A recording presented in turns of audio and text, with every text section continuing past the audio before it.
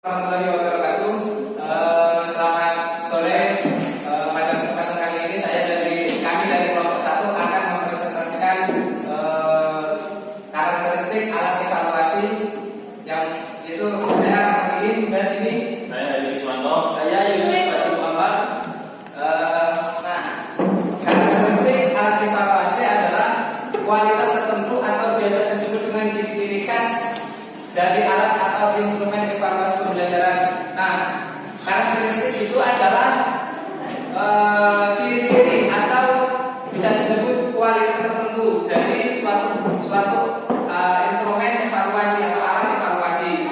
Mengapa kita sebagai calon guru dituntut, bukan dituntut sih, maksudnya disuruh menguasai atau mempelajari karakteristik alat evaluasi, karena karakteristik alat evaluasi ini sebagai bekal kita untuk bisa mengevaluasi peserta didik kita lebih baik lagi, karena karena kualitas alat evaluasi akan mempengaruhi juga kualitas dengan peserta didik kita. Nah, secara sederhana menurut Zainal Arifin, karakteristik alat evaluasi itu ada 8. Nah, yang pertama yaitu valid, terus yang kedua reliable, yang ketiga relevan, yang keempat representatif, yang kelima praktis, yang keenam diskriminatif, yang ketujuh spesifik, dan yang terakhir adalah proporsional. Untuk lebih jelasnya lagi, penjelasan dari semua karakteristik alat evaluasi ini akan dijelaskan oleh teman saya, Heri Wiswanto. Waktu saya persilahkan.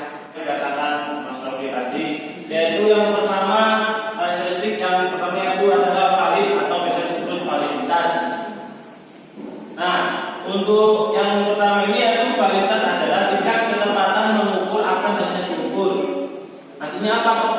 Tepatnya berarti tidak berubah, atau misalnya kayak gini, kita mengukur, sebagai contoh kita mengukur anak didik kita itu untuk lari.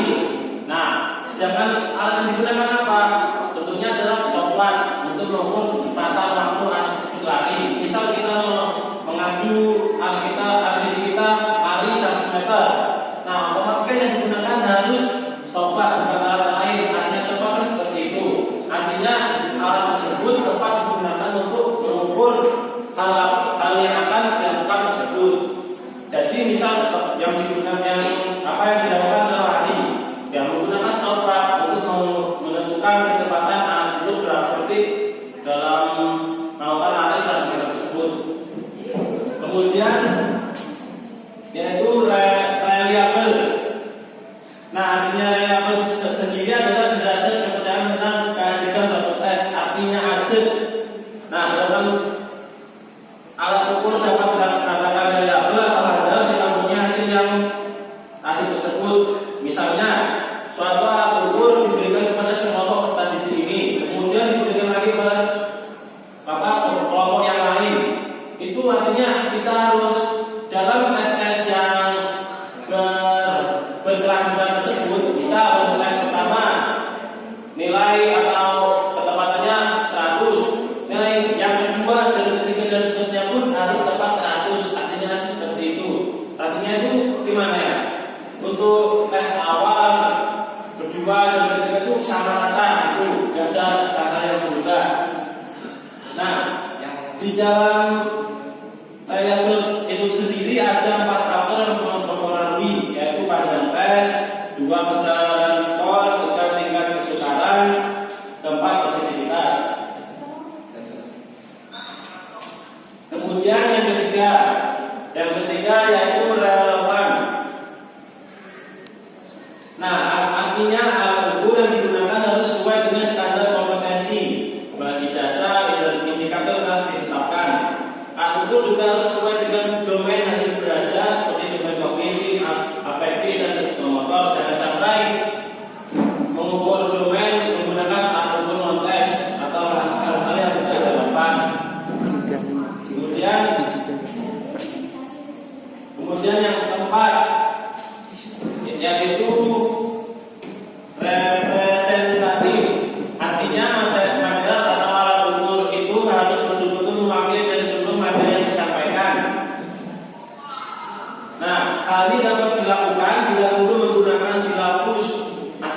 acuan terhadap apa yang akan dilakukan untuk mengevaluasi kegiatan belajar mengajar anak kita nantinya. Nah, terus guru juga harus memperhatikan proses seleksi materi, yang mana materi yang bersifat aplikatif, mana yang tidak, mana yang penting dan mana yang tidak, itu harus dibedakan sendiri-sendiri oleh guru untuk mengevaluasi atau mengetahui tingkatan dari anak didik kita nantinya. Kemudian yang kelima sampai yang ke-8 akan dilanjutkan oleh teman saya Yusuf. Dan yang kelima yaitu praktis. Di sini praktis artinya mudah digunakan. Jika alat ukur itu sudah memenuhi syarat, tetapi sempat digunakan, berarti tidak praktis. Praktisan ini bukan hanya dilihat dari pembuatan alat ukur itu sendiri, tetapi juga bagi orang lain ingin menggunakan alat ukur tersebut. Di sini ada tes praktis yang perlu digunakan atau sebagai berikut. Yang pertama itu mudah dilaksanakan. Yang kedua itu mudah diperiksa atau mudah digunakan untuk semua kalangan. Dan yang ketiga itu dilengkapi dengan petunjuk-petunjuk yang jelas. Yang keenam itu diskriminatif, yang artinya alat ukur itu harus disusun sedemikian rupa sehingga dapat menunjukkan perbedaannya sekecil apapun. Artinya adalah alat ukur itu harus disusun sedemikian rupa sehingga dapat menunjukkan perbedaan-perbedaan yang sangat kecil. Semakin baik suatu alat ukur, maka semakin mampu alat ukur tersebut menunjukkan perbedaan secara ini. Untuk mengetahui apakah suatu alat ukur itu baik atau tidak. Yang ketujuh yaitu spesifik, yang artinya suatu alat ukur disusun dan digunakan khusus untuk objek yang diukur. Jika alat ukur tersebut menggunakan tes, maka jawaban tes jangan menimbulkan ambivalen atau spekulasi atau berbelit terhadap peserta didik. Yang kedelapan yaitu profesional, yang dimana suatu alat ukur harus memiliki tingkat kesulitan yang proporsional antara sulit, sedang dan mudah. Begitu juga ketika menentukan jenis alat ukur, baik tes maupun non tes. Dimaksud di sini kita tidak semena-mena harus melakukan pengukuran atau tes terhadap anak didik kita. Kita harus melihat dulu siapa anak didik kita dalam kondisi apakah itu di tingkat SD, SMP, SMK atau mahasiswa. Di sini kita harus memilah atau memisah tingkatan tes yang setidaknya anak SD itu harus membutuhkan sekian porsi, SMP sekian porsi, dan SMK seterusnya sekian porsi.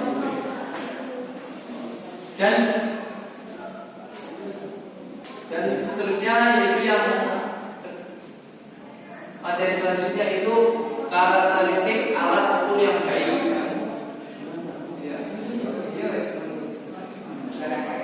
Dalam buku Schofield Searching karangan Jason Purcell yang diterjemahkan ke dalam bahasa Indonesia, dikemukakan bahwa ciri-ciri evaluasi yang baik adalah evaluasi dari hasil langsung, evaluasi dan transfer, dan evaluasi dari proses belajar. Di sini ada tiga, yaitu yang pertama evaluasi dan hasil langsung. Dalam proses pembelajaran, guru sering melakukan kegiatan evaluasi, baik ketika proses pembelajaran maupun ketika sudah proses pembelajaran selesai, agar di sini para murid bisa mampu menanggap materi yang sudah diberikan oleh guru atau tidak. Yang kedua, evaluasi dan transfer. Hal penting yang berkenaan dengan proses belajar adalah kemungkinan transfer hasil yang dipelajari ke dalam situasi yang fungsional. Apabila suatu hasil belajar tidak dapat ditransfer, hanya dapat digunakan dalam suatu situasi tertentu saja, maka hasil belajar itu disebut hasil belajar langsung. Sebaliknya, jika suatu hasil belajar dapat ditransfer kepada pengguna yang aktual, maka hasil belajar itu disebut hasil belajar otentik. Evaluasi yang baik harus dilakukan hasil belajar dalam materi dan kemudian dapat dilakukan. Maksud di sini yaitu hal evaluasi dan transfer. Hal penting yang berkenaan dengan proses belajar tidak mungkin transfer hasil yang dibaca ke dalam suatu fungsional. Yang akan dilanjutkan oleh Mas Heri Ismarto. Nah, yang ketiga yaitu evaluasi langsung dari proses belajar. Artinya, di samping harus mengetahui hasil belajar, kita juga menilai proses belajar anak tersebut sehingga dapat mencapai hasil yang optimal tentunya. Nah, untuk mengetahui proses apa yang dilakukan peserta didik dalam belajar sesuatu, kita harus itu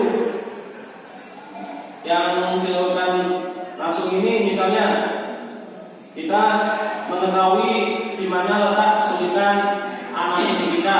Misal waktu belajar PJOK seperti halnya waktu misal mengisi soal Korea kan itu panjang-panjang. Nah, tentunya anak didik itu kesulitan untuk menjabarkan apa yang harus dijawab tersebut. Nah, kita mencari solusi untuk anak didik kita tersebut agar agar dia itu bisa mengekspresikan kata-katanya dalam menjawab soal-soal tersebut. Intinya gitu. Jadi kita jangan membiarkan anak didik kita juga bisa nggak bisa seperti itu. Jadi kita artinya evaluasi langsung dari proses belajar itu setelah kita memberikan soal, ternyata kita melihat dan juga menilai kekurangannya di mana. Nah, kita sebagai guru itu harus harus bisa mengatasi kesulitan tersebut atau kita menunjukkan alternatifnya lah untuk anak ini bisa melakukan atau menjawab soal-soal tersebut.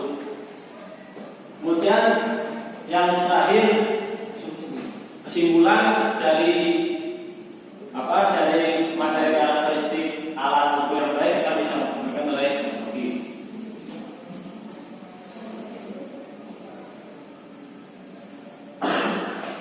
Nah, dari awal materi yang disampaikan sampai yang akhir materi karakteristik alat ukur alat evaluasi, yaitu secara sederhana ada 8 karakteristik alat evaluasi menurut Jurnal Arifin tahun 2011 halaman 69, yaitu yang pertama valid, yang kedua reliable, relevan, representatif, praktis, diskriminatif, spesifik, dan proporsional. Sedangkan menurut J. Mursal dalam buku karangannya ada 3 karakteristik alat ukur yang baik.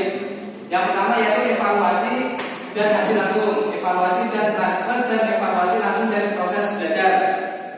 Nah, ini sangat penting bagi kita seorang calon pengajar atau tenaga pendidik untuk menurut J. Mursal dalam buku karangannya ada 3 karakteristik alat ukur yang baik adalah yang pertama evaluasi dan hasil langsung, evaluasi dan transfer, dan evaluasi langsung dari proses belajar. Nah, kita sebagai calon pendidik atau tenaga pendidik, kita harus bisa menguasai setidaknya apa dan bagaimana karakteristik alat evaluasi untuk bisa mencapai tujuan yang diharapkan pada saat proses pembelajaran. Kurang lebihnya seperti itu kesimpulan yang kita berikan. Kita dari kelompok 1 menyampaikan permohonan maaf apabila ada kekurangan dan kesalahan yang kita sampaikan. Saya akhiri, cukup. Wassalamualaikum warahmatullahi wabarakatuh. Waalaikumsalam.